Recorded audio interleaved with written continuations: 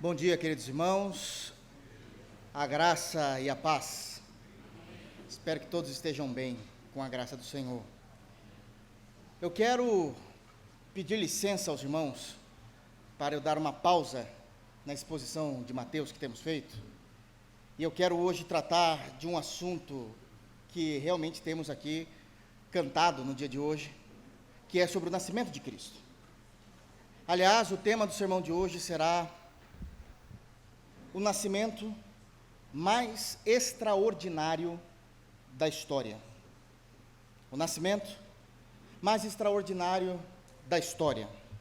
Então eu quero que os irmãos abram a Bíblia, por gentileza, no Evangelho segundo João.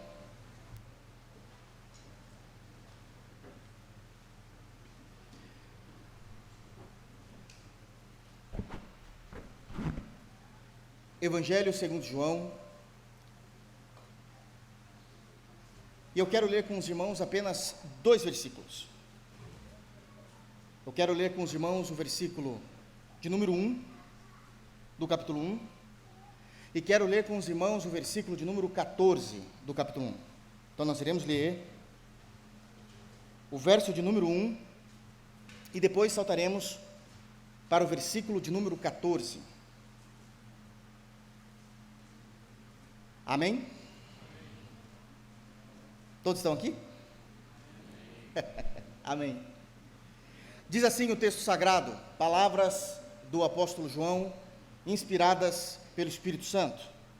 Evangelho segundo João, capítulo 1, versículo de número 1, diz: No princípio era o Verbo, e o Verbo estava com Deus, e o Verbo era Deus. Agora, por gentileza, vamos ler o versículo de número 14. E o Verbo se fez carne e habitou entre nós, cheio de graça e de verdade. E vimos a sua glória, glória como do unigênito do Pai. Amém. Feche teus olhos, vamos orar. Pai amado, é no santo nome de Jesus que nós estamos na tua santa e gloriosa presença. Nesse dia, Senhor, celebramos e lembramos do teu nascimento. Glórias e honra a ti, Senhor, eternamente, para todo sempre. Amém, Senhor. Tu és o Deus da nossa vida e o Deus da nossa salvação. Fala, Senhor, aos nossos corações. Revela-nos, Senhor, por meio de tua palavra. Me capacita, Senhor, por graça e pelo teu Espírito, a expor a tua Escritura. E que a tua igreja possa se alegrar e ser edificada em ti. É no santo nome de Jesus que nós oramos. Amém. Amém. Irmãos, eu quero iniciar a minha fala dizendo que o tema do sermão de hoje, o nascimento de Jesus, ou o nascimento mais extraordinário da história, eu quero muito que os irmãos não entendam esse tema como uma frase de efeito, porque de fato não é. Realmente o nascimento de Jesus é o nascimento mais extraordinário da história, mas não apenas extraordinário. O nascimento de Jesus é singular, isto é, carrega em seu caráter algo único. Ninguém mais no mundo, desde a criação do mundo, nasceu como Jesus nasceu, e ninguém mais no mundo teve um nascimento tão extraordinário como o nascimento de nosso Senhor Jesus. Eu quero que os irmãos entendam a compreensão e da expressão extraordinário, não apenas no seu sentido glorioso, daquilo que é maravilhoso, perfeito, divino, mas também, por favor, tragam ao coração e à mente a compreensão de que extraordinário significa aquilo que está fora da normalidade, fora do ordinário, que é uma expressão legal, mas sim ela é extraordinário. Então nós temos 2 compreensões da palavra extraordinário, tanto aquilo que é glorioso, grandioso, perfeito, chega a ser até meio que hollywoodiano por ser extraordinário, mas também é aquilo que saiu fora da normalidade. Não é normativo o nascimento de Jesus, não é normativo. Pelo contrário, ele é singular e ele é extraordinário. E é sobre isso que eu quero tratar com os irmãos no dia de hoje. É evidente que uma vez que nós confessamos que o nascimento de Jesus é extraordinário, nós precisamos apontar características que nos embaseiem para que o nascimento de Jesus possa ser de fato declarado, defendido, enaltecido como um nascimento extraordinário. E eu quero falar então com os irmãos. Mas hoje, especificamente hoje, eu quero ser um pouquinho diferente. Os irmãos que me conhecem sabem que eu sempre tenho muita consciência em não transformar o púlpito em sala de aula, e não transformar o púlpito numa aula de seminário. Mas hoje, conscientemente, eu vou fazer isso. Eu quero misturar, na verdade, se é possível, um pouco de aula com um pouco de exposição. Um pouco de compreensão profunda teológica, perscrutando no grego, como também expondo de forma fácil para que todos possam entender. Não vejam isso como arrogância, isso é uma bobeira, mas para que a gente possa entender o que o apóstolo João estava falando. Amém? Dito isso, vamos para o texto, versículo de número 1. No princípio era o Verbo, e o Verbo estava com Deus, e o Verbo era Deus. E imediatamente eu também começo dizendo que o apóstolo João, logo no prólogo do seu evangelho, do seu santo evangelho, isto é, antes dele começar a trazer à tona todo o tema central do evangelho, ele apresenta Jesus. E ele apresenta Jesus chamando-o de o Verbo. Chamando-o de o Verbo. Mas esse verbo tem características nessa apresentação de Jesus entre os versos 1 e 14. Nós só lemos o primeiro versículo e o último versículo da introdução do Evangelho. Entre esses versículos, essa introdução vai nos mostrar que o verbo ensinado, pregado por João, revelado por Deus através do apóstolo João, ele é um verbo pessoal, mas também ele é divino. Esse verbo, ele é criador, mas também é aquele que sustém todas as coisas. A característica desse verbo é aquele que ilumina o coração do homem para revelar o evangelho a eles. Mas também é muito claro que a salvação do homem só depende dele, e não há outro meio de salvação. João, dos 4 evangelhos que nós temos nas Escrituras, é o que faz a apresentação a respeito de Jesus e do seu nascimento, de forma mais teológica e profunda do que os demais. Mateus, sabendo que os judeus já compreendiam a respeito das profecias do Antigo Testamento, simplesmente inicia dizendo: olha, o filho de Davi e o filho de Abraão nasceu. E isso já diz muita coisa aos judeus. Marcos vai dizer que aquele que era esperado pelo povo de Deus, falando isso aos romanos, ele também é mais sucinto, dizendo: o Cristo, o esperado, nasceu. Lucas, entre os 4, é o mais acadêmico, de fato é o mais teólogo, gosta de ser extremamente minucioso nas suas escritas, nas suas argumentações, e ele vai dizer que ele estudou minuciosamente todos os fatos e chegou na conclusão de que Cristo, o Cristo esperado, nasceu. Mas João ele não segue nenhuma dessas vertentes para uma apresentação de alguém. Ele vai no âmago de uma teologia profunda. Acreditem, pregar sobre o Natal nem sempre é fácil. Eu vou dizer o porquê. Este é o 10º Natal que eu prego a essa comunidade. Nunca repeti um sermão de Natal sobre o nascimento de Jesus. Haja conteúdo. Todo ano, eu sei que o Natal está chegando e o coração já aperta. O que é que eu vou pregar? O que é que eu vou pregar? Para que eu não repita de novo as informações. Mas esse ano, eu decidi pregar no Evangelho que eu nunca preguei aqui. Por ser extremamente profundo e muitas vezes acabar faltando tempo ou confundindo os irmãos, porque realmente precisa de um prévio conhecimento para a compreensão do que é que João está falando. Mas eu vou me arriscar. E por isso que eu disse que eu vou tentar mesclar um pouquinho de aula de seminário com sermão expositivo. Espero em Cristo que dê certo. E nós precisamos entender isso. Diferente de todos os outros evangelhos, João ele começa trazendo uma verdade teológica. Ele começa apresentando quem é esse Jesus que nasceu. Ele não começa dizendo a respeito do Cristo que nasceu. Não é assim que ele inicia. Ele começa dizendo que quem era essa pessoa que iria nascer. Então aqui eu já quero trazer a primeira lição do sermão de hoje. O nascimento de Jesus é extraordinário, porque é o nascimento de alguém que já existia. O nascimento de Jesus é extraordinário, porque é o nascimento de alguém que já existia. E eu quero agora analisar então com os irmãos o texto que está diante de nós.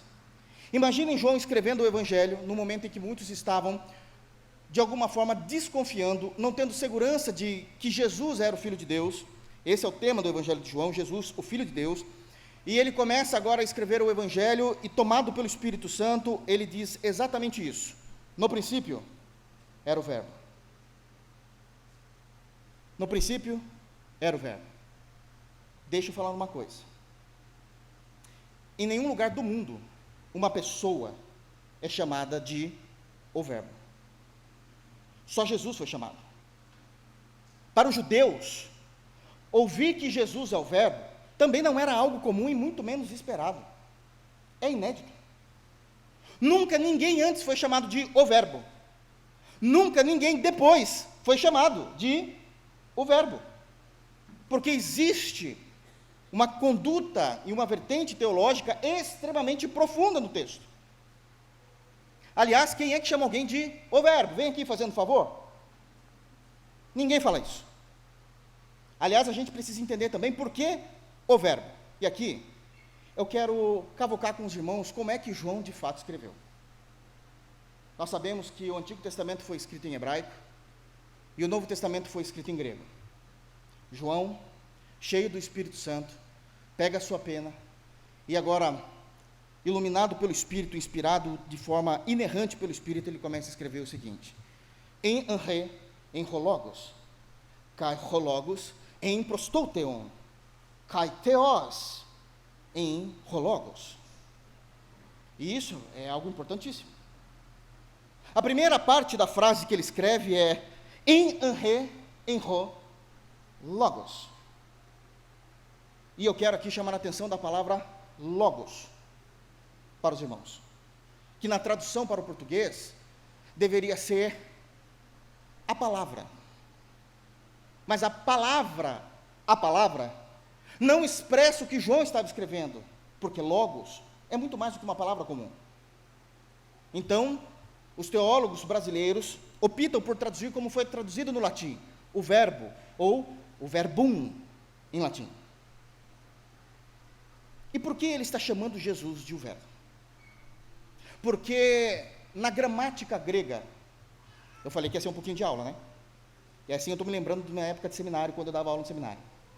Na gramática grega, quando João escreve que Jesus é o Verbo, ou é o Logos, ele está se referindo à natureza de Jesus. A palavra Logos no grego é uma palavra que ela é a central da oração do texto. E isso é muito simples de querer se comparar. O que é que dá vida à nossa frase? O verbo. Se só tiver sujeito, é só uma pessoa. Se só tiver substantivo, a gente não sabe o que fazer com ele, porque o substantivo precisa de uma ação. Mas o verbo é o que dá vida. João começa apresentando quem é que vai nascer. A gente não chegou no nascimento de Jesus, porque ele tem em mente que os cristãos, a igreja de Jesus, compreenda quem é que vai ser parido por Maria. Jesus não se inicia apenas após ser parido.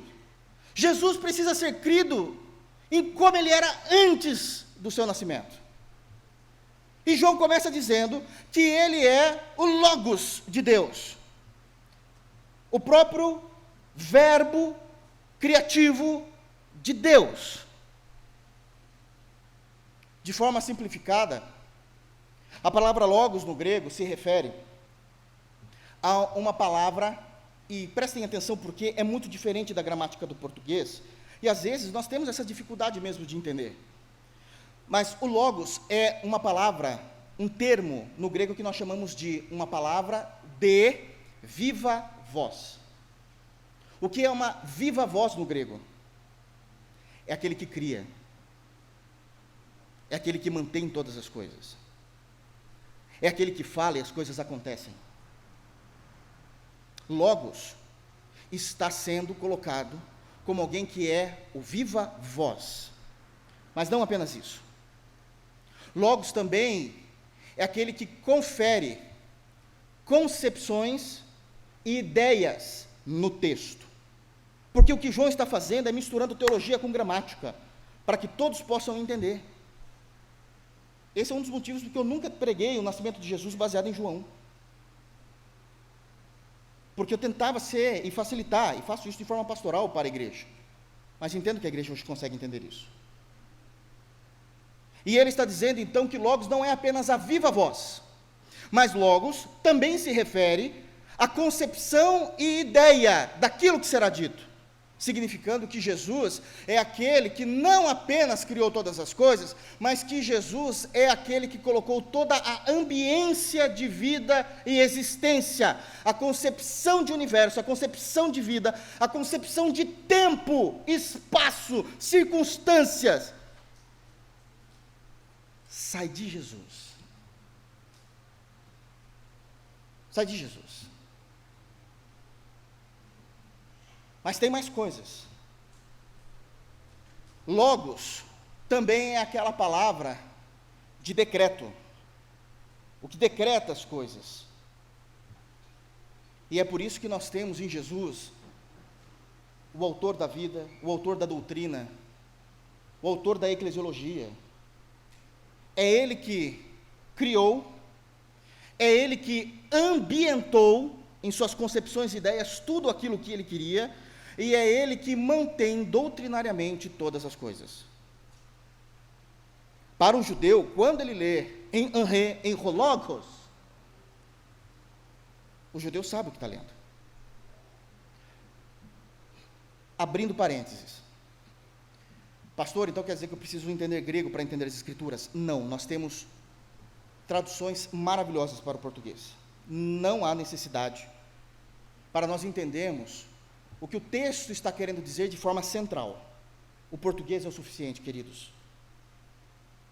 Mas, quando nós analisamos o grego, nós conseguimos perceber, de fato, qual era a intenção do autor. Então, eu preciso aprender grego. Não. É para isso que existem pastores, para orientar a igreja de Deus. Então, descansa em seu coração. Aquilo que um dia eu aprendi, um dia ensinei, estou passando a vocês. Está vendo? Na prática é assim que funciona. Para vocês descansarem o coração. Porque vocês estão, pastor, não estou entendendo nada. Está sim. Pode ser que você não esteja entendendo grego por falta de vocábulo, não é natural. Se alguém falar em mandarim comigo, não entendo nada também. Mas a gente vai compreendendo o que o texto está dizendo. Ok? Voltando ao texto, eu me lembro que final dos anos 90, início dos anos 2000, eu era adolescente, indo para jovem já. Aliás, são 24 anos quase já, né? Depois dos anos 2000, é meio século, faz tempo, né? E eu me lembro que a igreja evangélica no Brasil estava, como sempre, com as suas modinhas, que vêm e vão. E uma dessas modas que existiam nesse período de transição de século XX para século XXI, era que as igrejas estavam pregando muito, não sei se alguém se lembra aqui, sobre a ideia de uma palavra rema de Deus para o seu coração. Vocês se lembram, né? Eu falei que hoje ia ser um pouco diferente, né? Pois bem, a palavra rema também significa palavra, e realmente é uma palavra direcionada. E quando alguns descobriram a ideia e o significado dessa palavra rema, todo mundo começou a falar, nossa, Deus tem uma palavra rema para o teu coração. Irmãos, a palavra rema de Deus é a Bíblia, tá? Mas eles começaram a enaltecer a palavra rema de tal maneira que eles se esqueceram totalmente de que mais importante do que rema é o logos. As duas expressões no grego, rema e logos, significam a palavra, todavia, com qualidades diferentes na expressão. E óbvio que aqueles que queriam uma bênção para si sempre se apegavam a uma palavra rema, sendo que o homem mais precisava era de logos. E eu me lembro do nosso saudoso pastor Shed, defendendo isso, dizendo, não, rema sim, é uma palavra de Deus aos nossos corações, que é o Evangelho, todavia nós precisamos do logos de Deus.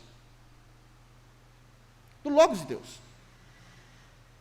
E isso é extremamente importante de entender, que o logos, ele é a palavra da viva voz, que dá vida ao que não existe, que faz surgir aquilo que não existia. Ele é aquele que vai ambientalizar em concepções e ideias toda a sua criação. Ele é aquele que vai doutrinar o seu povo. Então, quem é esse bebê que Maria está esperando? É alguém que já existe e carrega sobre si toda a divindade. Porque aquele que cria, aquele que vai trazer a ambiência, suas concepções, ideias e doutrina, é Deus. Aqui já mata, ele é Deus. Mas o texto não diz só isso de imediato. Ele diz, no princípio era o verbo. E eu enfatizei em logos, mas agora eu quero enfatizar na primeira parte do texto bíblico original, em Anré, no princípio. E o que é que João está fazendo aqui a respeito do nascimento de Jesus? Ele está querendo nos contar a história do Gênesis a partir da vida de Cristo. Deixa eu explicar uma coisa aos irmãos.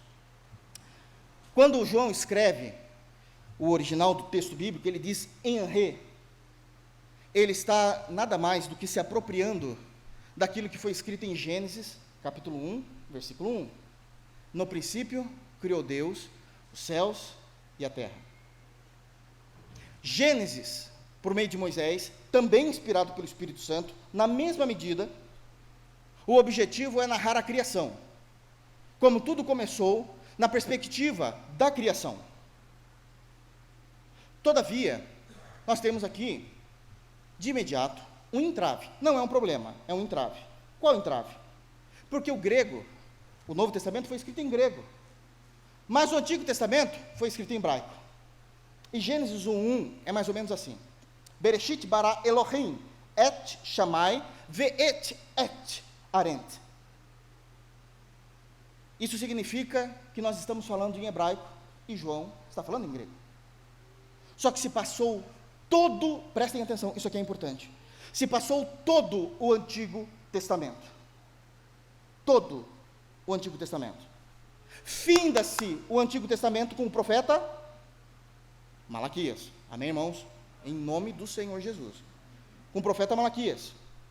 Entra-se o período interbíblico entre o Antigo Testamento e o Novo Testamento, e nesse período vai acontecer uma das traduções mais importantes da história do mundo, que é popularmente conhecida como Septuaginta, mas G não existe no grego, então o certo é Septuaginta. Mas tudo bem, Septuaginta. E o que é a Septuaginta? É a tradução de todo o Antigo Testamento que está no hebraico para o grego, porque a língua mundial daquela época era o grego. Nós estamos falando de uma tradução de mais de 2000 anos. Mais de 2000 anos. O Novo Testamento tem 2000 anos, arredondando. Aconteceu antes do Novo Testamento, então tem mais de 2000 anos. Os teólogos que foram fazer a tradução, muito conscientes de Deus, eles pegam o livro de Gênesis, em hebraico. Bereshit bara Elohim et Shammai ve'et et arent. E aí eles vão dizer, como a gente traduz isso? E depois dos estudos que eles fizeram, eles começam o Antigo Testamento, o livro de Gênesis, no grego, na Septuaginta, dizendo, em Anré. É a mesma palavra de João falando de Cristo. João, quando ele lê o Antigo Testamento, João viveu debaixo do Império Romano, ele lê no grego. Os textos que os apóstolos liam, o texto que Jesus lia para as pessoas, já era a Septuaginta. Ele já lia, já na transliteração para o grego. Tranquilamente. E João começa então a contar e falar a respeito de Jesus, que não apenas ele era o verbo, a voz criativa, aquele que trazia o ambiente, concepções, ideias, e aquele que doutrinava, mas ele já existia. E ele começa contando exatamente essa história. No princípio era o verbo, fazendo uma analogia ao livro de Gênesis. A criança que irá nascer, ela já existe, não no Gênesis. Ela existe antes do Gênesis. Por que nós podemos afirmar isso? Porque João vai tratar aqui, no seu evangelho, de dois princípios que, se nós não lermos com cuidado, a gente não entende. E agora eu quero ler o evangelho de João com os irmãos. Prestem atenção. No princípio era o verbo. Só até aqui.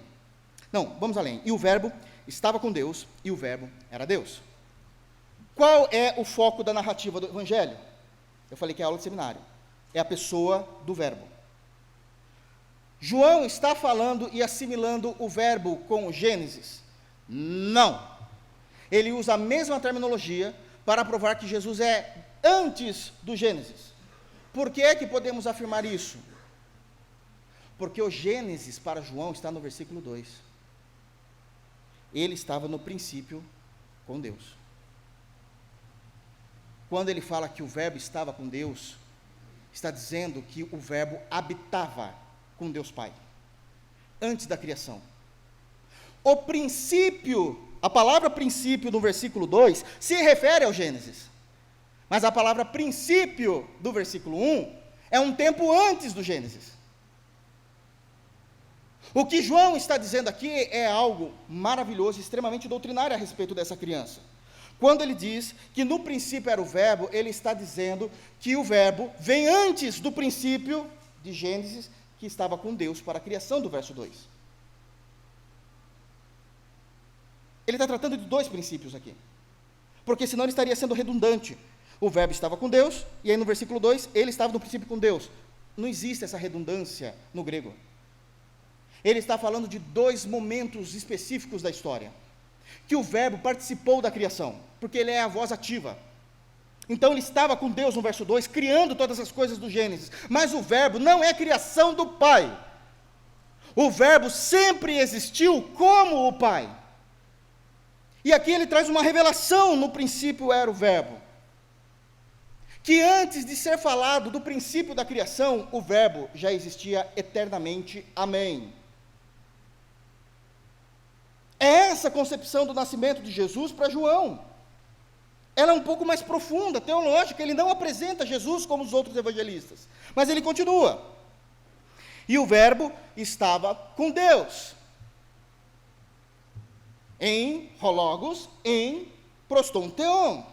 Significa que o verbo estava diante de Deus Pai. E aqui existe uma revelação da parte de João, que o Deus vivo, o único Deus, ele subsiste em mais de uma pessoa.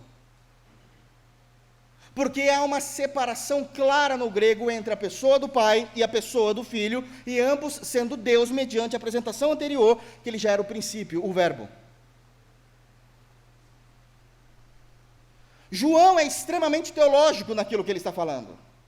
O Natal é muito mais do que a gente imagina, é um Deus que já existia, que estava diante do Pai, habitava junto com o Pai, e tem os mesmos atributos do Pai.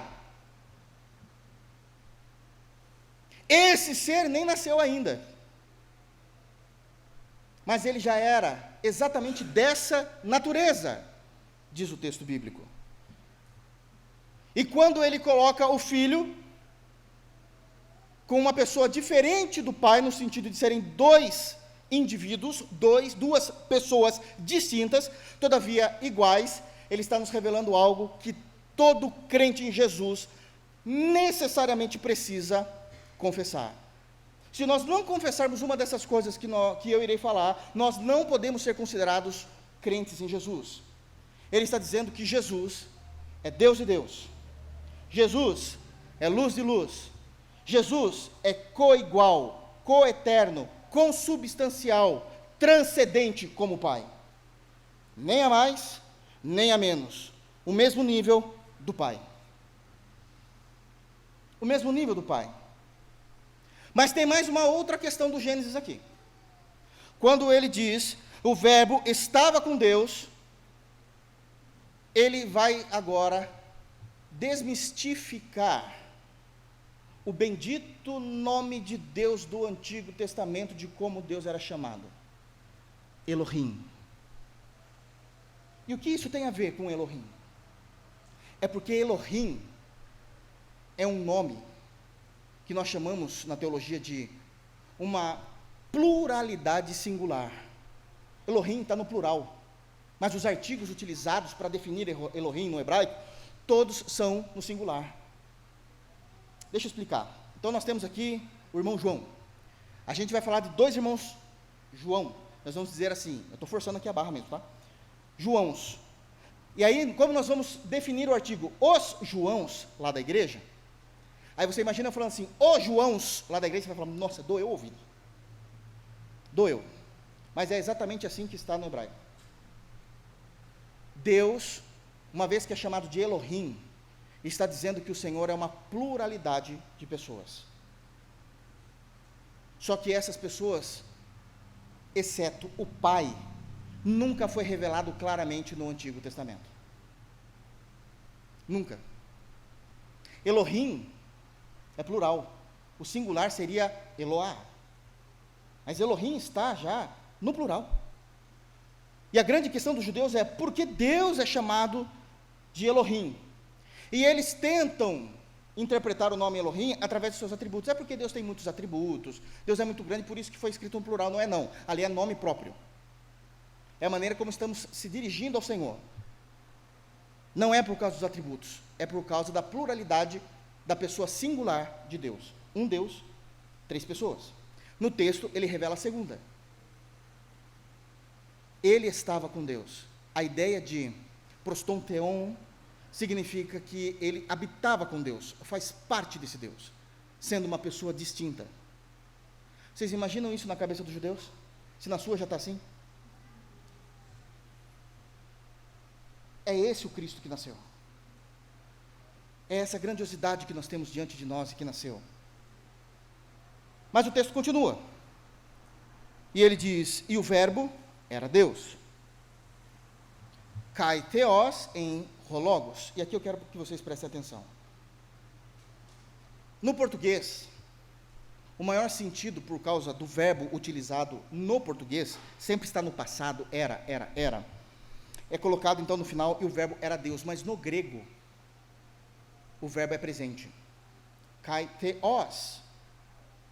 E Deus era o verbo. Isso não faria sentido numa gramática no português. Então eles colocam, o verbo era Deus.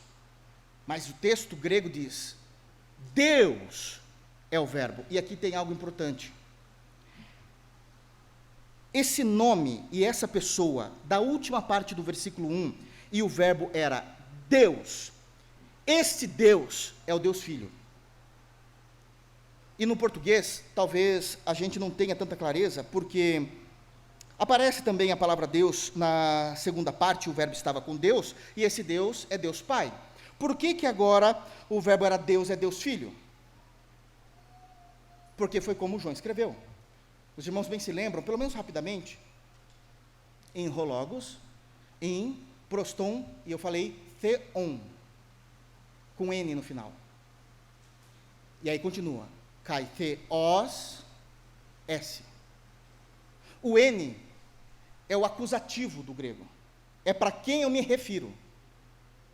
João chamou Maria. Maria é o acusativo de uma inflexão do grego. Mas quando eu falo o S, theos, que é o mais conhecido entre nós, como que é Deus no grego? Theos. Todo mundo fala theos, mas o certo é theos, igual o inglês. Theos. É meio estranho, mas é assim que funciona. Esse S não está no acusativo, é no nominativo. E o texto todo está nominando Cristo. E Deus, Filho, é o verbo. É o verbo. Significa que, de fato, a divindade desse bebê, dentro da barriga de Maria, está confirmada. É Deus que irá nascer. E isso também vem como uma bomba, porque poucas vezes essa revelação vem no Antigo Testamento. Todos esperam um Messias, todos esperam que sejam da parte de Deus, não há dificuldade com isso, mas que seja o próprio Deus o Messias, nem sempre é compreendido, nem sempre é compreendido. Uma das únicas partes que hoje, quando nós lemos, fica claro, é lá em Isaías 9,6, quando diz, ele será pai da eternidade. Deus. Quem é pai da eternidade? Mas para os judeus entender que Deus se revestiria de um corpo, é muito difícil. E João está dizendo, foi exatamente isso que aconteceu. Todavia, não foi Deus Pai, foi a segunda pessoa daquilo que seria conhecido como a Trindade Santa. João não se preocupa em falar apenas do nascimento de Jesus. João se preocupa em falar quem era Jesus antes do nascimento, para que quando ele nascer, toda a igreja lhe desse a glória devida, da forma correta. Isso é o Natal, no pensamento de João. Porque Deus é o Verbo, e Ele se manifestou entre nós. Ele está diante de nós, e Ele veio nos buscar e nos tornar filhos daquele do qual nós perdemos a paternidade. Deus, Filho, nascerá de uma virgem, para buscar os seus, para fazer dos seus novamente filhos do Pai que nós perdemos. Isso é o Natal. É a maneira como João começa a expressar isso. Entre os versículos 1 e os versículos 14, ele vai explicar muitas coisas. Por isso que ele vai dizer no verso 2, ele estava no princípio com Deus, e todas as coisas foram feitas por intermédio dele, e sem ele, nada do que foi feito se fez. Por isso que João fala de um Gênesis, de um princípio, antes do princípio da criação. A criação passou por intermédio dele, ou seja, estava junto com o Pai, e também por ele. Ele deu a voz da criação, ele é o Verbo. Ele fez separação entre as águas e a terra. É ele que colocou os anfíbios no mar, é ele que colocou os mamíferos na terra. É esse bebê que nasceu, e que muitas das vezes nós perdemos a compreensão de que ele criou o mundo e deu a vida a todas as coisas, achando, muitas das vezes, que somente Deus Pai fez isso. Jesus fez isso também. Está escrito no texto. Está escrito no texto. Mas pulando agora para o versículo 14, nós temos uma segunda lição importante. O Deus que se tornou carne, o Deus que se tornou homem. E ele encerra toda essa introdução de quem é Jesus, dizendo, e o Verbo se fez carne e habitou entre nós. O Verbo se fez carne e habitou entre nós. E aqui é digno de destaque. Para se tornar homem, o Verbo, como é chamado ainda no texto, precisou se rebaixar no nível da sua criação. Aquele que é a voz que cria, a voz viva, o que ambientaliza, o que tem concepções e ideias, e aquele que doutrina, agora está preso a tempo, espaço e circunstância. Ele se tornou homem, porque ele fez carne e habitou entre nós. E aqui nós precisamos entender qual é a dimensão disso que João está querendo informar ao seu público. Que o Verbo possui os mesmos atributos de Deus Pai. Que o Verbo faz as mesmas obras de Deus Pai. Que Jesus possui nele, corporalmente, tudo aquilo que o Deus Pai tem e possui na glória, este homem possui na terra. Porque ele se rebaixou. Mas esse Senhor é enorme. Ele é imenso. Quando diz que Jesus tem todos os atributos de Deus Pai, João está dizendo que Jesus é imenso, imutável, santíssimo, glorioso, autoexistente, criador. Os três Os mais importantes da teologia sistemática: onipotente, onipresente, onisciente. Ele é tudo isso. Mas não apenas isso. Ele é maior do que todas as coisas criadas. Nós dizemos assim, está todo mundo sentado, né? Deus habita nos céus. É uma verdade, figurada para a nossa compreensão, porque na realidade, é os céus que habitam em Deus. Os céus foram criados. No princípio, criou Deus o quê? Os céus não é maior do que Deus. É os céus que habita e se mantém em Deus. Salomão nos ensina isso. Quando ele constrói o templo, ele diz, olha, a gente construiu esse templo, mas nós temos consciência de que os céus, e nem os céus dos céus, podem conter-te. Então, por que é que nós falamos que Deus habita nos céus? Por uma questão de antropomorfismo. Nós conseguimos entender aonde Deus está, colocar isso na nossa mente e compreender. Mas o que eu quero dizer com isso é que o Senhor é maior do que tudo isso. Esse bebê é maior do que tudo isso. E que não existe um único centímetro no universo onde ele não esteja neste momento. Os lugares, as galáxias que ainda não foram descobertas. Como eu disse, o último cálculo foi 10 sextilhões de estrelas no universo. E Deus chama cada uma pelo seu nome, diz os Salmos. Ele está em cada uma delas, vendo cada uma delas, compreendendo a sua criação, recebendo a sua glória. Não existe um único lugar, um único centímetro da existência que ele não diga, daqui eu não sou o Senhor. Ele é grandíssimo, cujos céus habitam nele, todas as coisas habitam nele. Ele sustenta todas essas coisas. E não apenas isso, mas sustentou também toda a raça humana em sua degradação, porque é dito em Isaías que o principado estava sobre os seus ombros, e isso faz de Jesus um nascimento extraordinário. Ninguém nasceu com um principado sobre os ombros, graças a Deus. Quem é que aguentaria? Quem é que aguentaria esse nascimento?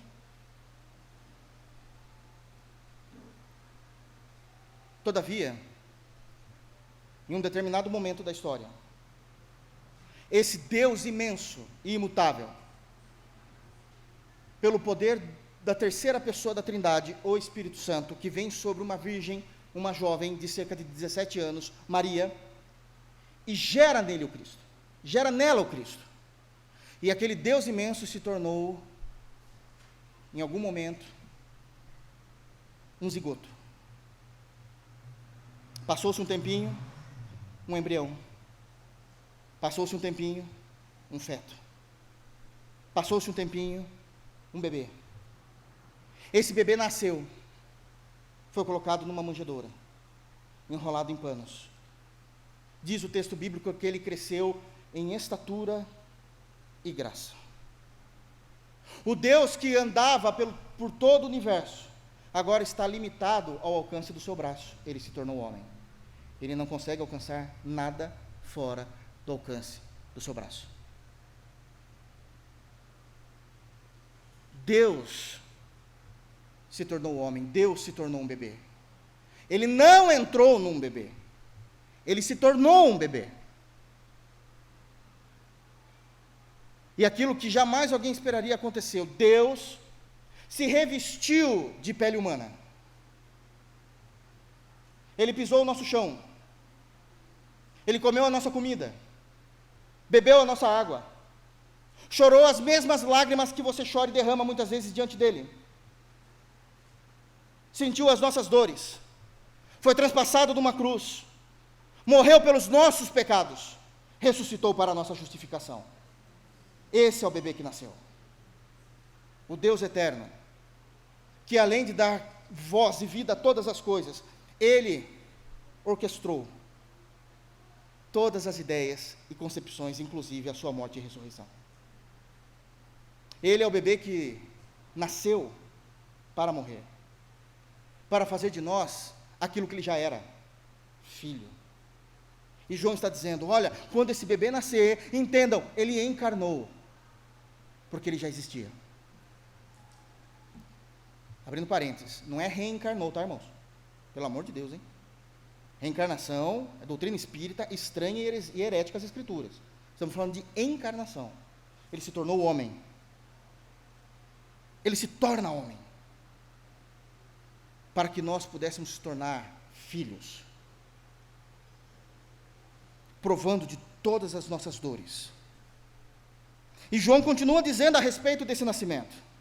Ele se fez carne, habitou entre nós, e ele diz, cheio de graça e verdade.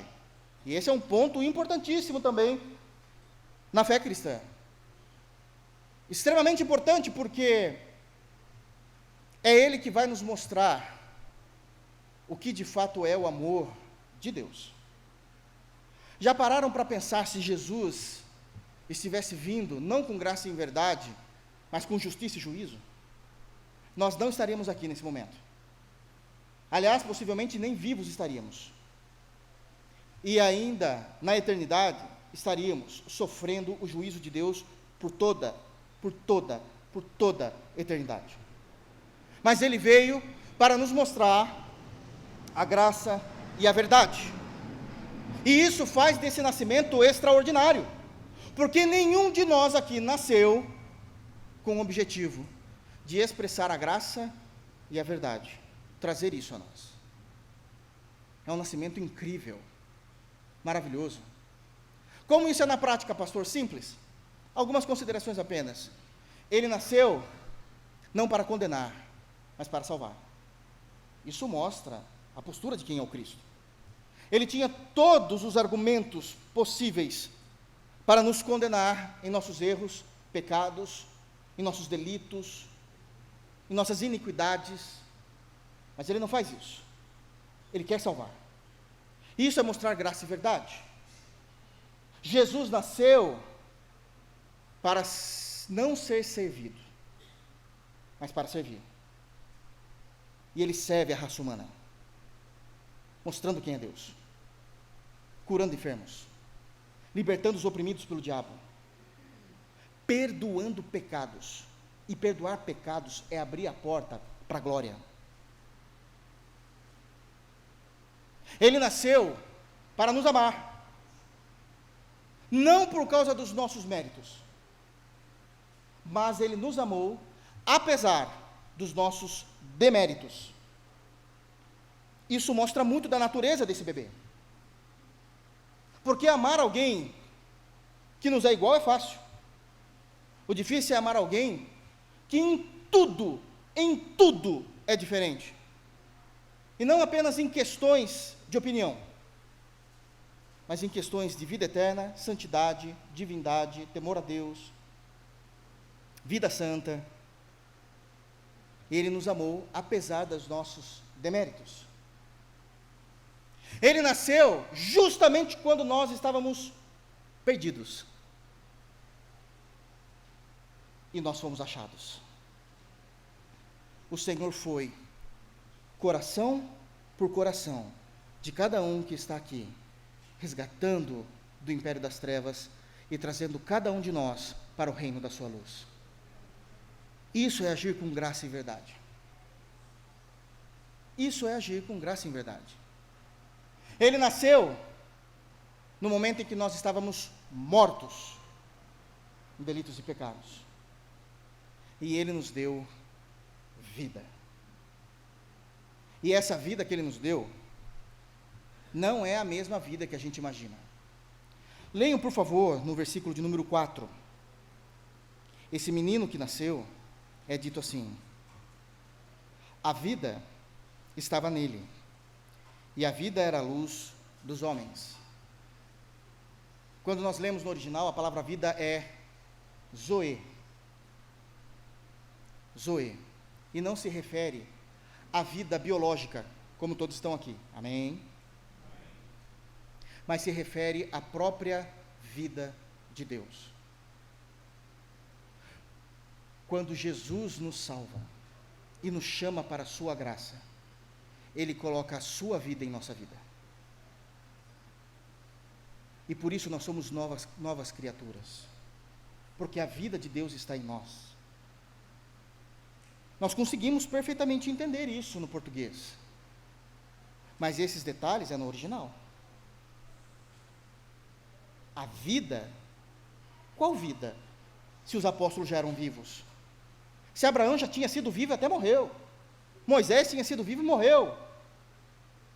Quem é este que pode falar que ele tem a vida? Porque não está falando da biologia apenas, mas está falando da própria vida de Deus. Nós estávamos mortos, andando por aí, e Ele nos deu a vida de Deus a nós. E isso significa que Ele veio cheio de graça e verdade. E por último, e vimos sua glória, glória como do unigênito do Pai. Jesus é a expressa imagem de Deus Pai. Quando nós falamos de glória, o que é que nós entendemos? Existe um vocábulo no meio evangélico que fala, glória, né? Então, a ideia de glória a Deus, essa expressão é uma adoração, uma exaltação da Trindade. Nós damos glórias a Deus, nós exaltamos, enaltecemos, mas na realidade, quando João trata daqui, falando a respeito da glória, ele está falando de algo que é natural somente de Deus. Deixa eu explicar. A glória não é um atributo de Deus. Não é um atributo. Um atributo como santidade, imutabilidade, invencibilidade, eternidade, autoexistência, onipotência, onipresença, onisciência, isso são atributos. A pureza são atributos. A misericórdia, a própria graça, são atributos de Deus. A glória não é um atributo.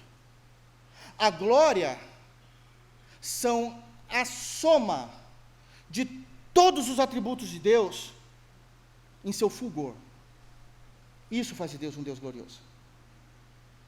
A glória é a soma de todos os atributos de Deus no seu mais alto nível de manifestação em graça. É por isso que quando João, esse mesmo João, quando vai escrever o Apocalipse, e diz que ele chegou ao céu porque Jesus o chamou, ele olha para o trono e ele não consegue ver Deus, tamanho era a glória. E essa glória, na visão de João, ela é expressa em cores.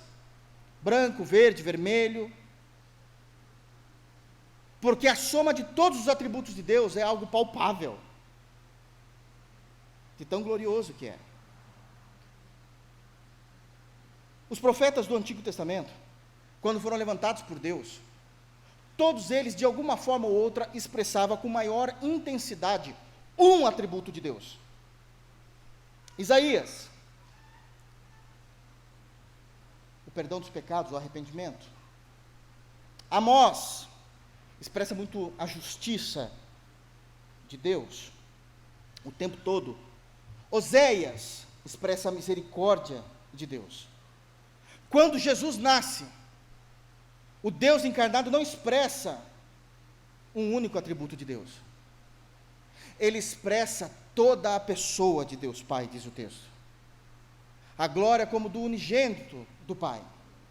Paulo, ao escrever sobre isso, em Colossenses capítulo 2, ele diz que em Cristo habitou corporalmente toda a plenitude da divindade. O autor de Hebreus, ao escrever a respeito de Cristo, vai dizer também que Cristo é a expressa imagem de Deus. Ele é o reflexo perfeito de Deus. O próprio Jesus, no Evangelho de João, capítulo 10, versículo 30, ele diz: quem vê a mim, vê ao Pai, porque eu e o Pai somos um. Não como indivíduos, como pessoas, mas da mesma substância. Jesus, quando nasceu, ele não trouxe um único atributo de Deus, ele trouxe todo o trono de Deus para a terra. Se você quer conhecer quem é Deus Pai, olhe para Jesus, porque Ele é o que revelou a glória como um unigênito, como aquele que procede do Pai. Ele é a expressa imagem de quem é o Pai. É por isso que no outro evangelho, quando Maria agora já se acha grávida, e os profetas do Antigo Testamento vão dizer o seguinte: esse bebê é o Emanuel. Não é só mais uma criança que vai nascer. Deus está nesse ventre. e ele nascerá. E ele é o único pelo qual nós podemos chamar, e aqui é uma expressão hebraica, Emanuel, que se tornou nome depois, né? Mas é uma expressão hebraica, que é Deus conosco. Deus andou entre nós. Deus nos viu de perto. Deus falou na língua dos homens.